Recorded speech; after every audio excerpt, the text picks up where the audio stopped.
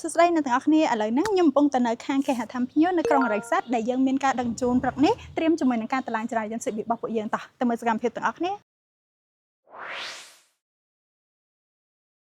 ឥឡូវនេះយើងកំពុងតែរៀបចំអីវ៉ាន់ត្រៀមដំឡើងចន្ទាយន្តនៅក្រុងរ៉ៃសាត់ការដំឡើងចន្ទាយន្តត្រូវការរយៈពេលពី12ថ្ងៃទៅ15ថ្ងៃក្រុមការងាររបស់ពួកយើងមានជំនាញច្បាស់លាស់ក្នុងការដំឡើងចន្ទាយន្ត Civic អតិថិជនទាំងអស់អាចមានជំនឿទុកចិត្ត 100%